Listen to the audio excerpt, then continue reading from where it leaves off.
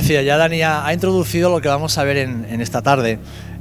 Al igual que la semana pasada, no sé si llamarlo estudio, llamarlo predicación o una mezcla entre ambos. Pero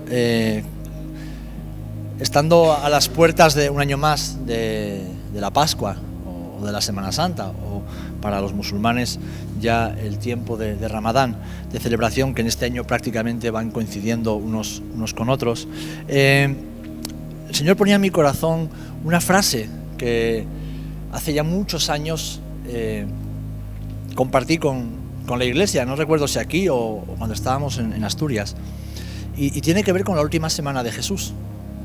¿Qué es lo que nos recuerda y enseña la última semana de Jesús en la tierra? Y esto me llevaba al Evangelio de Juan. De los 4 evangelios, especialmente los que estáis ya terminando, evangelios sinópticos, sabéis que hay 3 que son muy similares, pero hay uno que varía, no solo en cuanto al contenido, sino en cuanto a la estructura, y es el Evangelio de Juan. El Evangelio de Juan, los primeros 11 capítulos narran pues las enseñanzas de Jesús, los diferentes viajes, los milagros, pero cuando empezamos en el capítulo 12 y hasta el final, hasta el 20, nos encontramos que se dedica única y exclusivamente a la última semana de la vida de Jesús en la tierra. Y es una semana como la que estamos ahora, una semana que precedía a la Pascua. La Pascua, todos sabemos, si no lo recuerdo rápidamente, fue una fiesta, una celebración, un recordatorio que el Señor le estableció a los hijos de Israel la noche antes de que estos fueran liberados de Egipto. Cuando el Señor había determinado que era cumplido el tiempo de Israel en Egipto, le habló a Moisés y le dijo: mira, diles a los hombres de cada casa que sacrifiquen a un cordero, que lo preparen para comerlo durante la noche, y que con la sangre de ese cordero pinten los dinteles de las casas, porque esta noche yo ejecutaré uno de mis juicios sobre Egipto. Enviaré un ángel que exterminará a todos los primogénitos, y en la casa donde no haya sangre, el primogénito morirá, tanto de las personas como de los animales. Los hijos de Israel obedecieron y pintaron los dinteles de sus casas con la sangre del cordero, y cuando el ángel pasó, ninguno de los primogénitos de Israel pereció, y en Egipto murieron miles y miles de primogénitos, como digo, tanto de animales como de personas. Es decir, es una fiesta que el Eterno estableció perpetuamente para los hijos de Israel, para recordar la gran salvación que había hecho con su pueblo. Y como digo, es una fiesta que hasta el día de hoy los hijos descendientes de Abraham siguen celebrando cada año como la primera fiesta del año y posiblemente la más importante también. Ahora os decía que desde el capítulo 12 al 20 del Evangelio de Juan encontramos esta última semana de la vida de Jesús que coincide con los preparativos de la fiesta de la Pascua y la fiesta en sí. ¿Y qué podemos aprender o qué es lo que nos recuerda esta semana? ¿Qué podemos extraer? ¿Qué principios, verdades importantes? Porque si el Evangelio de Juan dedica la mitad de la carta solamente a esta semana, entendemos que el Espíritu Santo llevó al evangelista, al apóstol, a poner énfasis en lo que tuvo lugar y lo que Jesús enseñó. Bien, pues en primer lugar, si vamos al capítulo 12, si tenéis por las Biblias, como dije el otro día, si no tenéis la Biblia, tenéis el móvil. Si tenéis el móvil, seguro que tenéis la Biblia. En el capítulo 12 del Evangelio de Juan encontramos un momento que es previo. ¿Por qué? Porque dice 6 días antes de la Pascua, es decir, una semana antes de la celebración de la Pascua, encontramos a Jesús en Betania.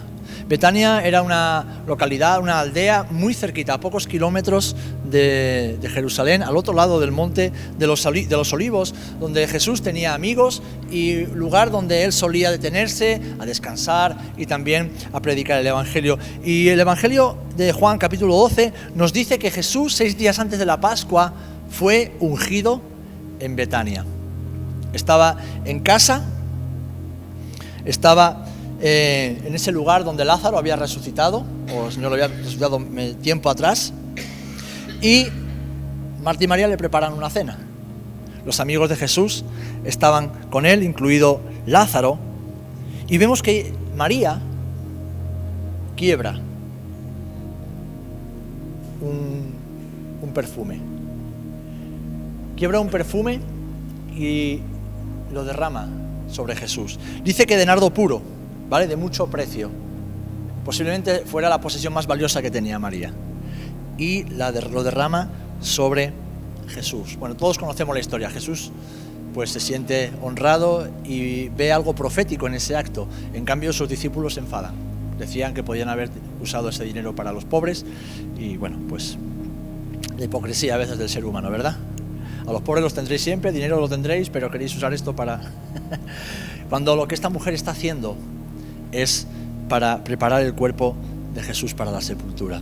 Ahora, en este momento, queridos hermanos, 6 días antes, Jesús está preparando los corazones de sus discípulos. Jesús está preparando a unos hombres que creían que realmente Jesús era el Mesías, pero que aún no habían entendido cuál era la verdadera misión de Jesús. Para ellos él era el Mesías prometido en los profetas. Era ese hombre, ese varón enviado de Dios, ungido por él, que los libraría de la opresión y, según ellos, serían libres del yugo de Roma. En cambio, Jesús, que se había revelado como el Hijo de Dios, que había mostrado ser el Hijo de Dios, tenía una misión mucho más trascendente, mucho más importante, una misión eterna, que no tenía que ver tanto con la libertad del ser humano, de los yugos del ser humano, sino la libertad del ser humano del yugo de la eternidad sin Dios, del pecado y del poder de la muerte. Jesús estaba preparando los corazones de estos hombres, y ese acto que María hizo como un acto de adoración, de cariño, de respeto, de honra, Jesús lo usó para decirles: ella me está preparando para la sepultura. Es decir, 6 días antes de que Jesús fuera crucificado, ya les estaba advirtiendo: lo que está haciendo ella es en preparación para lo que vosotros no podréis hacer cuando yo muera. Leemos un poquito más adelante que Jesús va a Jerusalén, y aquí encontramos uno de los pasajes más conocidos, ¿verdad? Y más hermosos.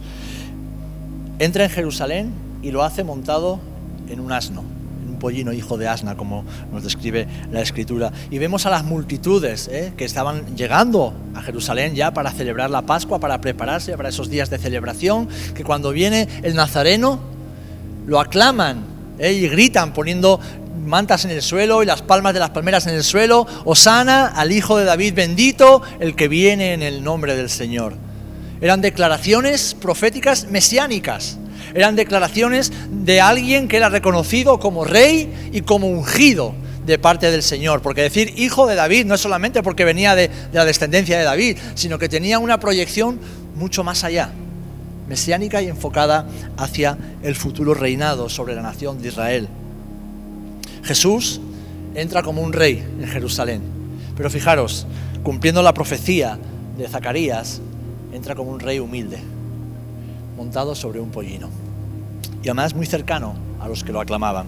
De hecho, Zacarías 9:9 leemos así: alégrate mucho, hija de Sión, da voces de júbilo, hija de Jerusalén.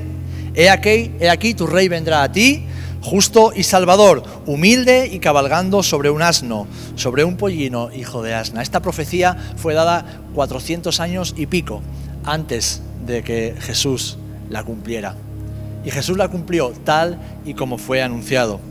Así que lo primero que vemos en esta última semana de Jesús, lo primero que esta semana nos recuerda, es su llegada humilde y cercana. Y yo no sé cómo Jesús llegó a tu vida, pero a mi vida llegó precisamente de esta manera. Él se presentó como un rey, como el rey soberano y absoluto. Pero Él no vino con un aire de altanería ni de superioridad. Él no vino con juicio ni con esa distancia, ¿no?, que hay muchas veces entre las personas importantes y los pobres mortales. Jesús entró a nuestras vidas como Salvador y Rey, pero con humildad y justicia. Amén. Y cuando lo reconocimos así, pudimos reconocer que era el Rey verdadero y Salvador de nuestras vidas. Así que la semana de Jesús, la última semana de Jesús en la tierra, nos recuerda esta llegada tan humilde y tan cercana que impactó nuestras vidas. Lo segundo que nos recuerda, lo vemos en el capítulo 13, No voy a leerlo porque son capítulos muy conocidos y así os dejo el desafío de leerlos después en casa tranquilamente. Y vemos a Jesús ya en el aposento alto preparado para la Pascua. Y cuando están cenando, de repente el maestro hace algo inesperado. Y que es más, a Pedro incluso le ofendió. Dice que se remangó, tomó un lebrillo, le puso agua, una toalla y entonces se fue a lavarle los pies a los discípulos. Claro, para nosotros esto es muy común porque lo hemos leído y nos lo han enseñado y lo hemos predicado muchas veces, pero era algo completamente contrario a la costumbre y que, como digo, era ofensivo para los discípulos. ¿Por qué? Porque el lavar los pies a los invitados en una cena, en una casa, en una comida, en una recepción, era la función exclusivamente dedicada o asignada a los siervos, es decir, a los esclavos de rango más bajo. El esclavo más joven o el más pobre o el último que había llegado a la casa, es decir, el que no mandaba nada ni pintaba nada, ese era el que tenía asignada la función de lavar los pies a los comensales. Y de repente Jesús, que no era solamente Jesús, él era el maestro, él era el rabí, él era el que supuestamente tenía que ser servido y tenía que ser honrado por sus discípulos. Se arrodilla y se humilla hasta lo sumo, como leemos en Filipenses 2, tomando forma de siervo.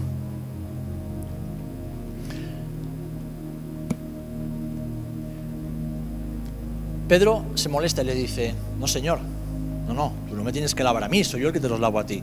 Y entonces Jesús le contesta algo importante. Escucha, Pedro, si no quieres que yo te lave, tú conmigo no tienes nada que hacer. A lo que Pedro dice: bueno, no, pues entonces los pies y la cabeza si hace falta. Y Jesús le dice: no, hombre, no seas burro, no seas bruto. Tú ya estás santificado por mi palabra. Lo que yo te estoy haciendo es enseñándote qué significa el verdadero servicio. ¿Qué significa seguirme a mí como Rey y como Señor? Por eso en el versículo 15 en adelante le contesta del capítulo 13: porque ejemplo os he dado, para que como yo os he hecho, vosotros también hagáis. De cierto os digo, el siervo no es mayor que su Señor, ni el enviado es mayor que el que le envió. Si sabéis estas cosas, bienaventurados seréis si las hiciereis. Es decir, Jesús les dio ejemplo y hoy recordamos ese ejemplo. La última semana de Jesús nos enseña y nos recuerda qué es el verdadero servicio de aquellos que nos llamamos discípulos y discípulas del Maestro. Pero un poquito más adelante, en los versículos 34 y 35, Jesús ahonda en esta enseñanza y le da un sentido mucho más profundo y relevante. ¿Por qué? Porque les dice: os doy un nuevo mandamiento. No os quedéis solamente con el lavar los pies unos a los otros. No os quedéis solamente con ese gesto de humildad ni ese gesto de servicio mutuo. Quiero que vayáis más allá. Que os améis los unos a los otros como yo os he amado. En esto reconocerán que sois mis discípulos si tuviereis amor los unos con los otros. Amén. Esta última semana de Jesús nos recuerda que ese amor que hemos recibido del Padre a través de Jesús es un amor que debe manifestarse de dos maneras. Una, arrodillándonos a los pies del Maestro y adorándolo en todo. Y también permaneciendo de rodillas para lavar los pies de nuestros hermanos. De eso se trata ser un discípulo de Jesús. De estar dispuesto a vivir de rodillas para adorar al Padre y lavar los pies de nuestros hermanos. Amén. Esta es la marca de nuestro discipulado. Esta es la marca de los verdaderos creyentes, verdaderos discípulos y discípulas de Jesús, que aman a su prójimo sin distinción, sin esperar nada a cambio, a pesar de que a veces ese amor no sea correspondido. Aman, porque aman como Dios les ha amado a ellos primero. Y por ese amor viven siempre lavando los pies de sus hermanos. Amén. En tercer lugar, la última semana de Jesús en la tierra nos recuerda o nos enseña cuál es el camino a nuestra verdadera casa. Y esto es súper importante en los días en que vivimos. ¿Por qué? Vivimos en la era del consumismo, en la era de la hora, del ya, del momento. En el tiempo en el que lo que cuenta es lo que tengo en el bolsillo y lo que valgo es cuánto tengo en el bolsillo.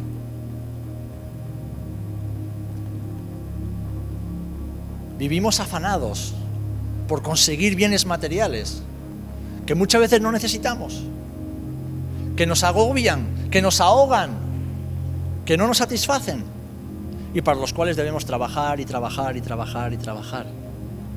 Y nos olvidamos de que nuestra verdadera casa no está aquí en el mundo. Venimos del tanatorio y venimos de despedir a una mujer con 40 y pocos años. ¿Qué ha podido dejar esa mujer? ¿Qué ha podido conseguir? ¿Qué ha podido lograr? No lo sabemos. Pero sea lo que fuere, desnuda vino y desnuda se ha ido. Y así haremos cada uno de nosotros. Y así haremos cada uno de nosotros.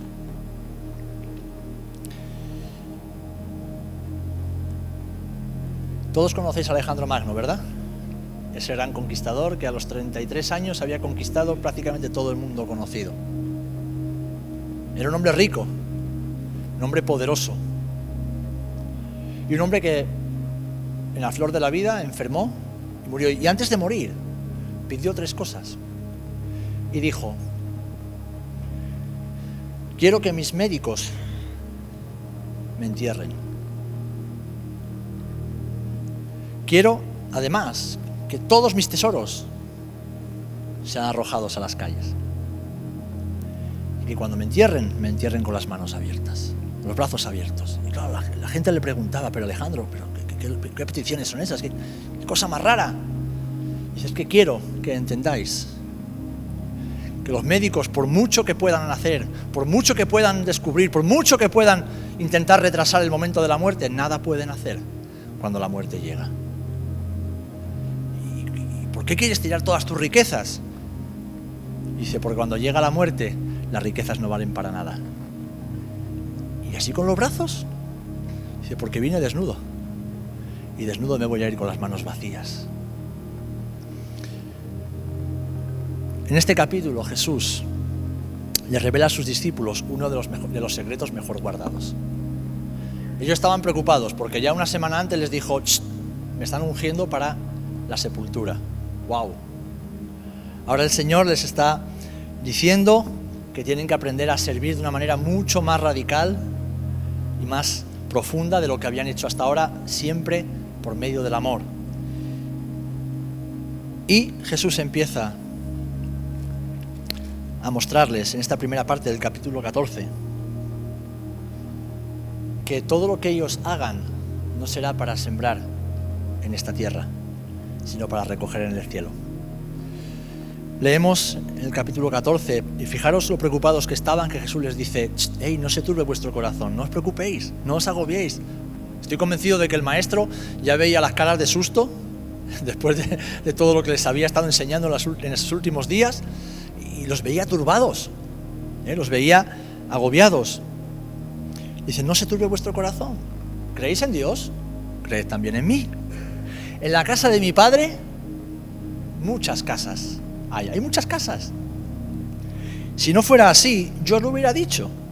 Así que voy pues a preparar un lugar para vosotros. Y dice: y si me fuere y os prepararé un lugar, vendré otra vez y os tomaré a mí mismo, para que donde yo estoy, vosotros también estéis. Aquí Jesús revela su secreto mejor guardado.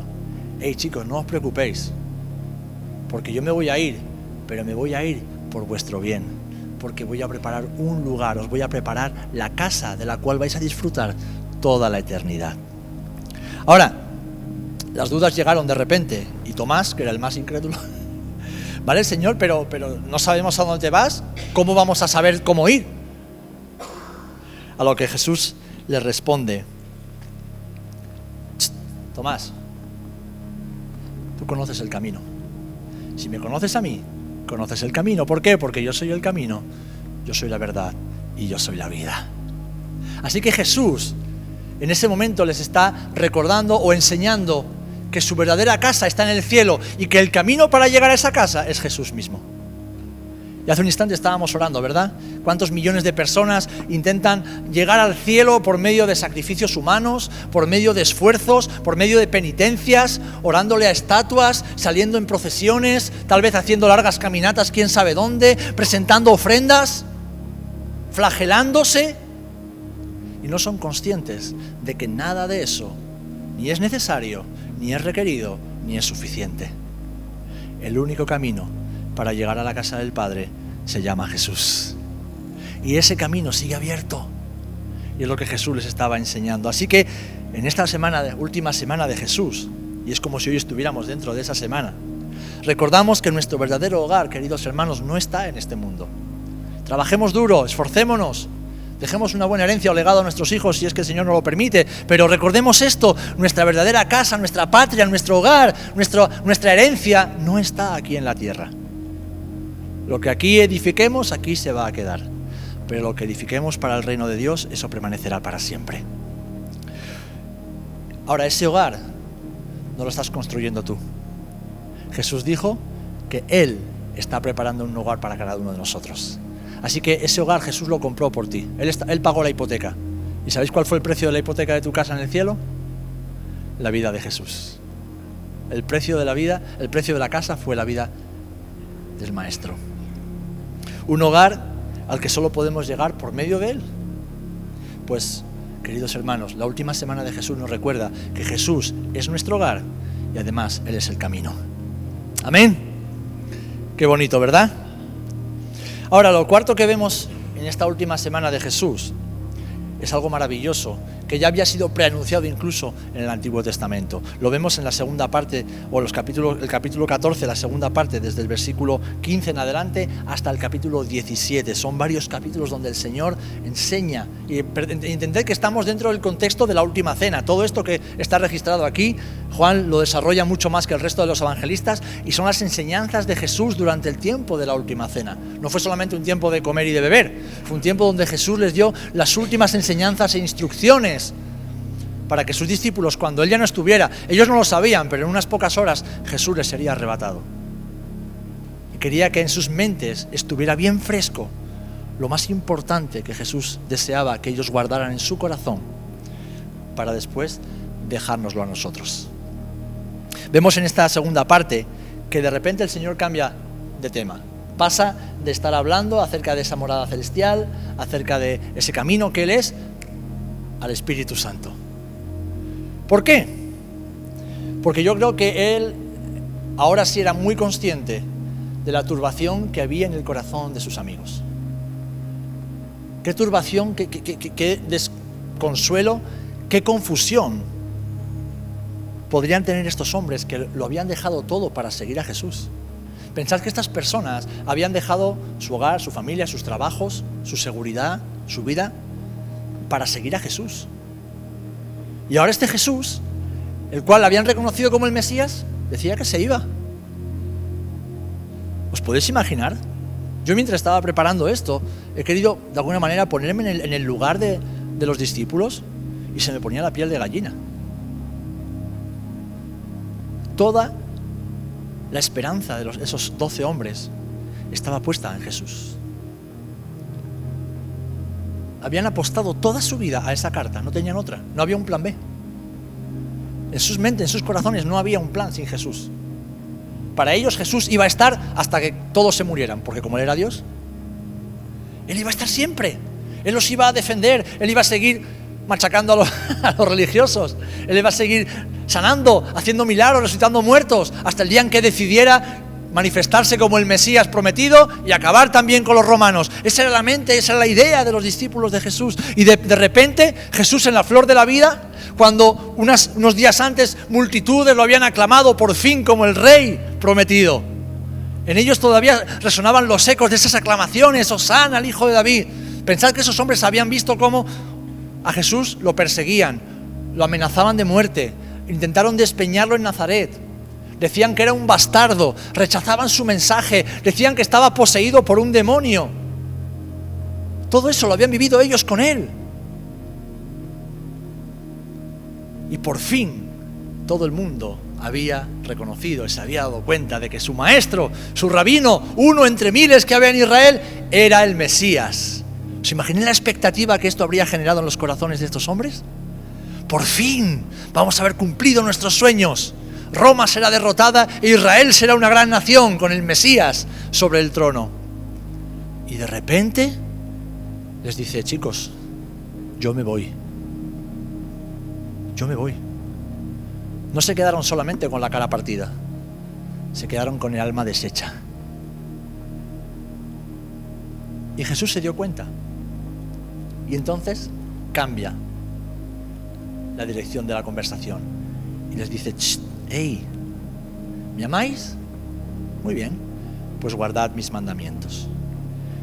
Y si lo hacéis, yo rogaré al Padre y os dará otro consolador. Es decir, Jesús está sintiendo y comprendiendo la angustia de estos hombres.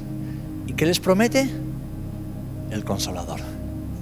Les promete aquel que estaría con ellos después de su partida. Jesús dijo que no los iba a dejar solos y les aseguró que no estarían solos, porque con su partida les enviaría el Espíritu Santo. ¿Y este qué haría? Bueno, en primer lugar, como voy a resumir rápidamente lo que vemos en estos capítulos, dice que les enseñaría y les recordaría todo lo que Jesús ya les había enseñado. No os preocupéis por lo que vais a decir, el Espíritu Santo os lo va a poner en la boca, os va a recordar lo que yo os he dicho. Dice que el Espíritu Santo, además, les daría la fuerza necesaria cuando no tuvieran fuerzas, y que cuando dudaran, Él mismo les daría testimonio de que son hijos de Dios. ¿Sabes por qué tú y yo sabemos que somos hijos de Dios? No porque seamos buenos, que no lo somos, ¿verdad? Tú y yo sabemos que somos hijos de Dios porque el Espíritu Santo de Dios está en nosotros y da testimonio a nuestro espíritu de que somos hijos de Dios. ¿Amén? Además, este Espíritu de Dios les capacitaría para la obra del ministerio. Después de resucitado, les recordaría que se quedaran en Jerusalén para recibir poder de lo alto. Traería consuelo en los tiempos de tribulación futura que vivirían estos apóstoles. Pero también les dice que les daría gozo y que les guiaría a toda la verdad. A toda la verdad. Este Espíritu Santo sería el que convencería al mundo de pecado, de justicia y de juicio. Que no se preocuparan, que ellos no tenían que convencer a nadie de que Jesús era el Cristo. El Espíritu Santo se encargaría de convencer a los pecadores de que Jesucristo era el justo y el Rey. Además, en el capítulo 15, ese pasaje tan bonito donde nos habla de la vid y los pámpanos, Jesús les dice: ¿sabéis? Es por medio de ese Espíritu que vais a permanecer pegaditos a mí, y pegaditos a mí daréis fruto. En esta semana de Jesús, última semana de Jesús, recordamos que el Espíritu Santo prometido sigue hoy, 2000 años después, con nosotros cumpliendo las promesas de Jesús. Y lo seguirá haciendo hasta que Jesús regrese. Y nos ha dejado lo más importante y necesario para tu vida y para mi vida. Porque habéis escuchado, ¿no?, el quebranto y el llanto de mi esposa. Es el mismo que tengo yo por dentro. Ella lo expresa de esa manera y yo lo expreso de otra. Y es el quebranto de muchas personas que simpatizamos con aquellos que sufren en medio del dolor. Pero seguro que todos tenemos situaciones que nos quiebran por dentro. Tenemos tal vez incluso incertidumbre acerca del futuro, que no sabemos qué va a acontecer de nuestra vida, de nuestra familia, de la propia humanidad. ¿Qué va a ser de la iglesia? ¿Qué va a ser de mis hijos cuando yo no estén? ¿Qué va a pasar viendo cómo está el mundo? Pues sabéis, Jesús nos dejó lo más importante y necesario. Nos dijo que Él estaría con nosotros. Previamente anunció de que las puertas del Hades, ni siquiera el infierno, podría prevalecer contra la iglesia. Es decir, que la iglesia, su iglesia, que Él está edificando y que se sustenta sobre Él, que es la piedra fundacional y la roca firme, avanzaría hasta que Él viniera a recogerla. Pero antes de irse, ¿qué les dijo? ¿Qué les dejó? Shalom. La paz os dejo, mi paz os doy. Y no como el mundo la da. Así que no se turbe vuestro corazón ni tenga miedo. Lo que los discípulos necesitaban en ese momento de turbación y de angustia, lo que necesitarían en las horas siguientes, cuando Jesús les fuera arrebatado, cuando lo verían crucificado, cuando ya fuera enterrado, lo que los discípulos necesitaban era paz. Esa paz que sobrepasa todo entendimiento y que nos permite permanecer tranquilos, o por lo menos firmes en el lugar donde el Señor nos ha puesto, aunque todo a nuestro alrededor se esté derrumbando y no veamos suelo bajo nuestros pies. Pues hoy, queridos hermanos, esa promesa del Espíritu Santo sigue vigente para ti y para mí, porque sean cuales sean las circunstancias, Shalom hay para nosotros. Paz emocional, paz mental, paz espiritual, paz psicológica, paz en nuestros cuerpos, paz integral. Una paz que nos envuelve, porque es una paz que solamente Dios nos puede dar. Amén.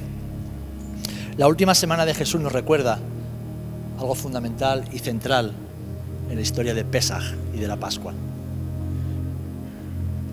Miles de años antes de que Jesús muriera en la cruz, miles de corderos fueron sacrificados para que los primogénitos de Israel no murieran ante el juicio de Dios. Y la última semana de Jesús nos recuerda que había llegado el momento crucial. Había llegado el momento para el cual Jesús vino a la tierra. Y ese momento no era un momento cualquiera, porque mientras Jesús estaba siendo crucificado, lo vemos en el capítulo 19 de Juan, miles de corderos estaban siendo sacrificados en el templo. Jesús estaba siendo crucificado fuera de la ciudad, pero justo enfrente se podía ver el templo de Jerusalén, donde los sacerdotes y levitas iban sacrificando miles y miles y miles y miles y miles de corderos pascuales. La religión miraba hacia la sangre que solamente puede cubrir, pero el Padre estaba mirando hacia la sangre que, además de cubrir, borra todo pecado. La última semana de Jesús nos recuerda que Él vino a pagar el precio que tú y yo no podíamos pagar. Debíamos, pero no podíamos. Y este fue el momento, queridos hermanos, más doloroso en la vida de Jesús. De todo lo que Jesús vivió, este fue el momento más doloroso, y no por el dolor físico, que fue terrible. Lo que Jesús padeció en el cuerpo fue terrible. De hecho, Isaías 52:14 lo describe muy gráficamente. Dice así: ¿cómo se asombraron de ti muchos? De tal manera fue desfigurado de los hombres su parecer. A Jesús lo torturaron tanto que, como diríamos vulgarmente, que ni su propia madre lo reconocería. A Jesús lo destrozaron físicamente. Y su hermosura más que la de los hijos de los hombres. Jesús sufrió muchísimo físicamente, pero lo que más le dolió a Jesús no fue el dolor físico, sino el dolor emocional y espiritual de experimentar por primera vez desde la eternidad la maldición del pecado sobre sí mismo. Y después de sentir esa maldición y las consecuencias del pecado sobre sí mismo, saber que la ira de Dios se estaba descargando sobre él, y como consecuencia el Padre, por primera vez en la eternidad, le daba la espalda y lo dejaba solo. ¿Os podéis imaginar cómo lloran nuestros nenes cuando lo llevamos a la guardería por primera vez? Después de haber estado tal vez 2, 3, 4 años con nosotros, siempre pegaditos a nosotros, y ese momento en el cual de repente los dejas en un lugar sin gente conocida, lleno de niños chillando, llorando más que ellos todavía, ese sentimiento de mi papá, que me deja solo. ¿Cómo lo viven ellos? Pues imagínate al Hijo de Dios, que nunca había perdido la comunión íntima con su Padre desde la eternidad. Ni siquiera cuando se encarnó, Él estuvo siempre en comunión con su Padre, porque Él nunca pecó. Estuvo siempre pegado. Él experimentó el corazón del Padre todo el tiempo. Y de repente, no solamente debe experimentar no un pecado, ni su propio pecado, sino el pecado de los miles y miles y miles de millones de hombres y mujeres que vivieron antes que Él, que vivieron durante su tiempo y que vivirán hasta el final de los tiempos. Todo eso, toda la maldad que tú te puedas imaginar y muchísimo más, fue lo que cayó sobre Jesús en ese momento. Y Él lo tuvo que experimentar en su cuerpo, en sus emociones, en su espíritu. La consecuencia fue que, a los ojos del Padre, fue maldito, puesto que maldito es el colgado en el madero.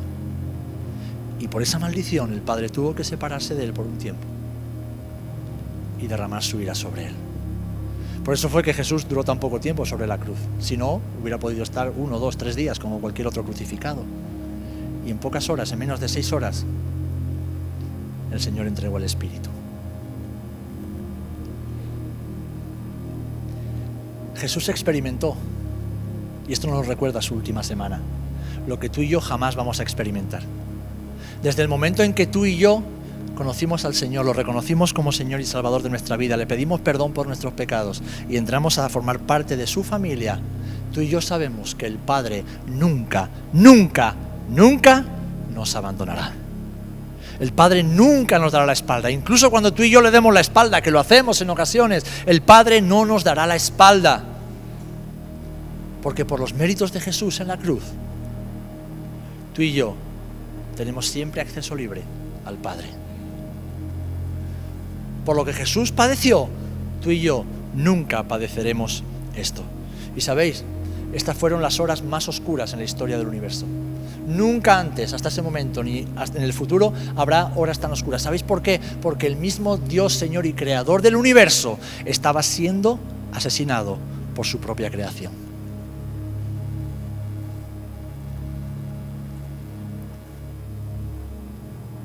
La última semana de Jesús nos recuerda que Dios se hizo hombre y lo hizo para pagar el precio de nuestra reconciliación con el Padre.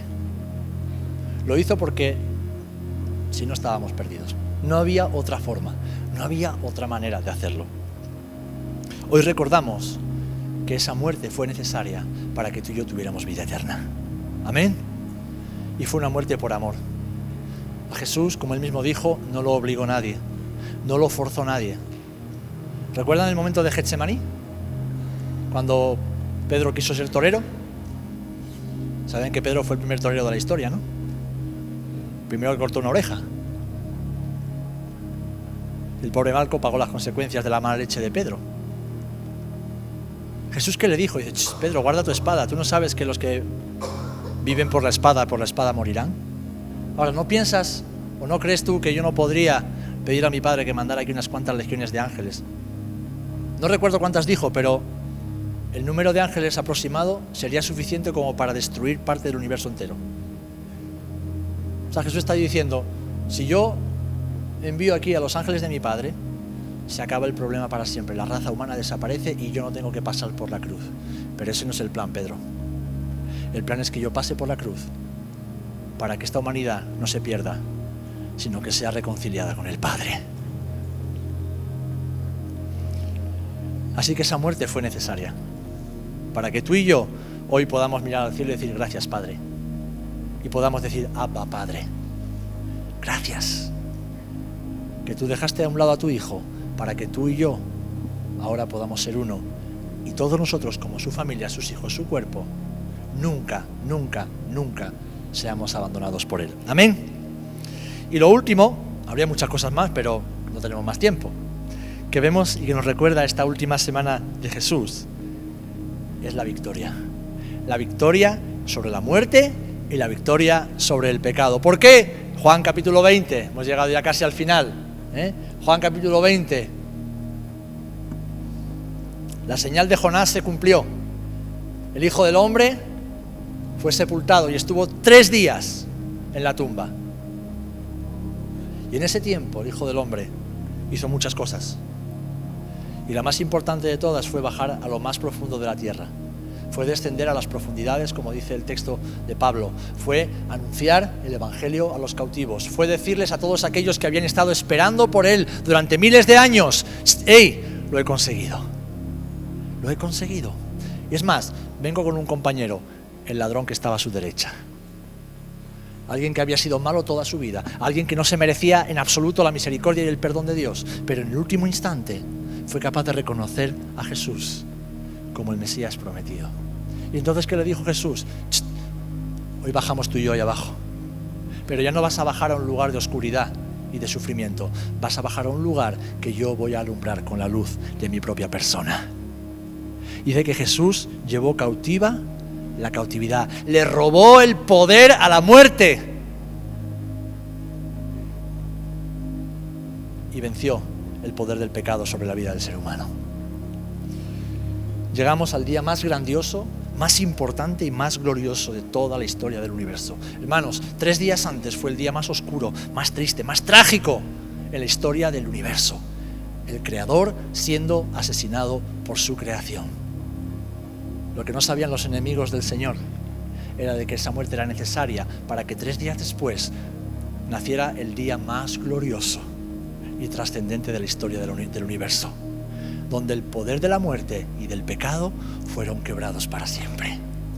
Amén. ¿Por qué? Porque Jesús ha resucitado. ¿Qué le dijo el ángel a las mujeres cuando fueron a la tumba para poder ungirlo, aunque ya había sido ungido? ¿Por qué buscáis entre los muertos al que vive? No le busquéis, no está aquí. Ha resucitado, como os lo dijo cuando estabais en Galilea. Vete y decíselo a vuestros compañeros. Jesús ha resucitado. El poder de la muerte ha sido derrotado y rotas las cadenas del pecado. Amén. Gloria al Señor. Como Él dijo cuando estaba en la cruz, consumado es. La obra fue consumada. La última semana de Jesús nos recuerda precisamente eso, que la obra de Dios ha sido consumado en la persona y en la obra de Jesús en la cruz. Ahora, esa obra tiene una completa eficacia en el momento de la resurrección. Si Jesús hubiera cometido un solo pecado de pensamiento, de actitud, de sentimiento, de palabra, cualquier cosa, Jesús no hubiera resucitado, hubiera muerto por su propio pecado. La resurrección demuestra que Él era Dios y que Él vivió en santidad. ¿Por qué? Porque el Padre lo resucitó, es decir, su muerte en santidad demostró que no había pecado en ningún momento de su vida. Y por lo tanto, el sacrificio fue válido, la expiación fue cumplida. Y ahora Él podía presentarse, después de haber descendido a lo profundo de la tierra, delante del Padre y decir: Padre, lo hemos conseguido, lo hemos conseguido. Recordad cuando las mujeres se acercaron a Él, quisieron tocarlo, y que les dijo: pero no me toquéis todavía, aún no he subido al Padre. Todavía Jesús, después de haber bajado a las profundidades de la tierra, tenía que presentarse delante del Padre con su sangre y decir: Padre, ¿ves mi sangre? Con esto sí podemos. Con esto ya podemos reconciliar a una humanidad contigo. Con esto ya podemos empezar de nuevo. Amén. A partir de ese momento, cuando Jesús había vencido y la historia empezó a cambiar, Él comenzaría a hacer todas las cosas nuevas. Todas las cosas nuevas. Así que, hermanos, hasta que regrese a recogernos, porque Él volverá, lo adoraremos, proclamaremos su evangelio, nos serviremos los unos a los otros, lo serviremos a Él con alegría y recordaremos que por su obra, como dice Filipenses 2, Dios también lo exaltó hasta lo sumo. Y le dio un nombre que es sobre todo nombre, para que en el nombre de Jesús se doble toda rodilla de los que están en los cielos y en la tierra y debajo de la tierra. Y toda lengua confiese que Jesucristo es el Señor, para gloria de Dios Padre. La última semana de Jesús nos recuerda que no es por nada que tú y yo podamos hacer, que lo hubiéramos hecho, que no hay nada que el ser humano pudiera ofrecer, que fue solamente por el amor, la misericordia y la entrega de Cristo. Y hoy, 2000 años después, queridos hermanos, el mensaje sigue siendo el mismo, como bien decía Dani, para musulmanes, para judíos, para religiosos de la religión que sea cristiana o lo que sea, sean católicos, sean adventistas, sea lo que sea, sigue siendo el mismo mensaje. Solamente en Jesucristo hay salvación. ¿Por qué? Porque la sangre que Jesús derramó hace 2000 años en la cruz, aunque ya no está físicamente ahí, sigue teniendo poder para que todo aquel que clame a esa sangre pueda ser limpiado de todo pecado. Sus pecados sean perdonados y pueda ser reconocido por el Padre como un hijo suyo. Amén. Así que en estos días que nos quedan, que es prácticamente una semana, pensemos en todo esto. Pensemos en todo lo que Jesús vivió y enseñó. Y no lo apliquemos solamente para los siguientes días y luego durante la Semana Santa, sino meditemos en ello, que poco a poco pueda incluso seguir encarnándose y afianzándose en nuestra alma y en nuestro corazón, para vivir agradecidos, para vivir entregados cada día más, para vivir como esas vasijas que ofrecen siempre un olor grato, agradable a nuestro Señor. Porque el mundo sigue necesitando a Jesús. El mundo sigue necesitando a Jesús. Vayamos donde vayamos, vivimos rodeados de personas que necesitan a Jesús. Y Jesús sigue queriendo ser el Salvador de este mundo. Amén. Él es el Salvador y quiere seguir presentándose como el Salvador de este mundo. Pues ¿por qué no aprovechas este mensaje y se lo recuerdas también a todos aquellos que están buscando la salvación? Háblales de lo que Jesús enseñó e hizo la última semana. Aprovecha estos días que tienes por delante hasta que llegue la celebración de la Semana Santa con un amigo, un compañero de trabajo, algún familiar. Pídele al Señor que te dé la oportunidad de decir: oye, Señor, dame la oportunidad para poder hablar a alguien de lo que va a pasar, de lo que vamos a celebrar. Y tal vez tú puedas ser como Jesús, alguien que prepara el corazón de aquellos que van a recordar o que van a ver. Aquí lo vemos con las procesiones, ¿no? Van a recordar la crucifixión. Pues qué bueno que tú puedas ser un instrumento en las manos de Dios para que en estos días muchos corazones sean preparados y cuando alguien que espera encontrar perdón de Dios por salir en un paso o por salir en una procesión o por hacer no sé qué historia, de repente se dé cuenta que la salvación no está en esa estatua, que el Cristo ya no está clavado en la cruz, que el Cristo está vivo y está esperándole para darle vida. Amén. Ese milagro puede suceder, hermanos. Ese milagro puede suceder si te dispones a ser un instrumento en las manos del Señor. Estamos a 6 días de la Pascua. Estamos en Betania. Estamos en Betania. Y ese perfume lo tienes en tus manos, no para ungir a Jesús, sino para preparar los corazones para encontrarse con Jesús. Amén.